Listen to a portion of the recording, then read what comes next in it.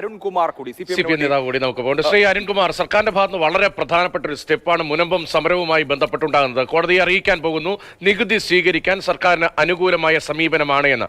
എത്ര സമയമെടുക്കും ഈ പ്രോസസ്സ് പൂർത്തീകരിക്കാൻ എന്നാണ് നമ്മൾ കരുതേണ്ടത്? കാരണം വളരെ സങ്കീർണമായ നിയമ നടപടിക്രമങ്ങളിലൂടെ കടന്നുപോകുന്ന വളരെ പ്രധാനപ്പെട്ട വിഷയമാണ്. ഇപ്പോൾ സമവായം ഉണ്ടായിരിക്കുന്നു, മുഖ്യമന്ത്രിയുടെ നേതൃത്വത്തിൽ ചർച്ചകളും കൂടിയാലോചനകളും ഒക്കെ നടക്കുന്ന ഒരു കമ്മീഷൻ കൂടി വരുന്നു. എത്ര സമയമെടുക്കും ഈ കുരുക്ക് അഴിച്ചെടുക്കാൻ? വളരെ വേഗത്തിൽ അനുകൂലമായൊരു നിലപാട് അവിടെയുള്ള ആളുകൾക്ക് കോടതിയുടെ ഉൾപ്പെടെ ഭാഗത്തു നിന്നുണ്ടാകും സർക്കാരിന്റെ ഈ തീരുമാനത്തിലൂടെ എന്ന് പ്രതീക്ഷിക്കാമോ? മുനമ്പത്തെ പ്രോപ്പർട്ടിയുമായി ബന്ധപ്പെട്ടുകൊണ്ടുള്ള വിഷയത്തിൽ എപ്പോഴും അവിടുത്തെ താമസക്കാർക്ക്, അവിടുത്തെ ഭൂമിയുടെ ഉടമസ്ഥന്മാർക്ക് അനുകൂലമായിട്ടുള്ള നിലപാടാണ് ഗവൺമെന്റ് സ്വീകരിച്ചത്. ഇപ്പൊ അറിയാം, 1950 മുതൽ ആ പ്രോപ്പർട്ടി വിവിധങ്ങളായിട്ടുള്ള കോടതി വ്യവഹാരങ്ങളിലൂടെ കടന്നുപോയിട്ടുണ്ട്. 60കളിൽ, 70കളിൽ, അതിനുശേഷം 91കളിൽ. അപ്പോ ഗവൺമെന്റിനെ സംബന്ധിച്ചിടത്തോളം അവിടെ ഭൂമി വിലക്കി വാങ്ങിച്ച ആളുകൾ, അവിടെ വർഷങ്ങളായിട്ട് താമസിച്ചുകൊണ്ടിരുന്ന ആളുകൾ, ഒരു ഘട്ടം വരെ നികുതി അടച്ചുകൊണ്ടിരുന്ന ആളുകൾ, ആ വ്യക്തികൾക്ക് അവർ തുടർന്ന് താമസിക്കാനും നികുതി അടയ്ക്കാനും അവരുടെ സ്വന്തം പ്രോപ്പർട്ടി എന്ന രൂപത്തിൽ തന്നെ ആ പ്രോപ്പർട്ടിയിൽ തുടർന്ന് പോകാനുമുള്ള സാഹചര്യം ഒരുക്കുക എന്നത് തന്നെയാണ് ഗവൺമെന്റ് ഉദ്ദേശിക്കുന്നത്.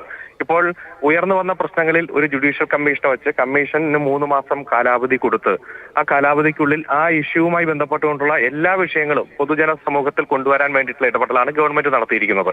അപ്പൊ അവിടെ വഖഫ് പ്രോപ്പർട്ടി എന്ന രൂപത്തിൽ നികുതി അടയ്ക്കുന്നത് തടയുന്നതടക്കമുള്ള നടപടിക്രമങ്ങൾ ആരംഭിച്ചത് ആര് വഖഫ് ബോർഡിന്റെ ചെയർമാൻ ആയിരിക്കുമ്പോഴാണ് എന്നെല്ലാം നമ്മൾ അടുത്ത കാലത്ത് വളരെ ഗൗരവത്തോടെ ചർച്ച ചെയ്തതാണ്.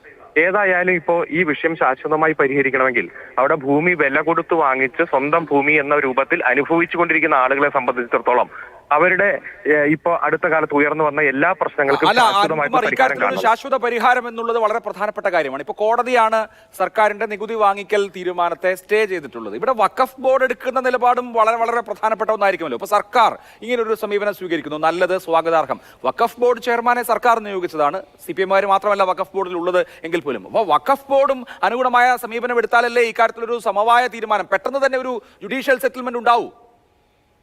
അല്ല, അത് വഖഫ് ബോർഡിനെ സംബന്ധിച്ചിടത്തോളം അവർ അടുത്ത കാലത്ത് എടുത്ത ചില നിലപാടുകൾ, പ്രത്യേകിച്ച് 2019 ഈ ഭൂമി ഏറ്റെടുക്കാൻ വേണ്ടിയിട്ട് ഉത്തരവ് പാസാക്കിയതും അതിനുശേഷം നികുതി പിരിക്കുന്നതടക്കം ഒഴിവാക്കാൻ, അത് സ്റ്റേ ചെയ്യിക്കാനും, നികുതി ഓരോ വ്യക്തികൾക്ക്, ഭൂമിയുടെ ഉടമസ്ഥന്മാർക്ക് നികുതി അടയ്ക്കാനുള്ള അവകാശം നിഷേധിക്കുന്ന അടക്കം വഖഫ് ബോർഡ് അടുത്ത കാലത്ത് എടുത്ത ചില തീരുമാനങ്ങൾ, അതാണ് ഇപ്പോൾ ഏറ്റവും എന്തായാലും ഗവൺമെന്റിനെ സംബന്ധിച്ചിടത്തോളം അവിടെ താമസിക്കുന്ന ഒരാളും ആ ഭൂമിയിൽ നിന്ന് ഒഴിഞ്ഞു പോകേണ്ട സാഹചര്യം ഉണ്ടാക്കില്ല.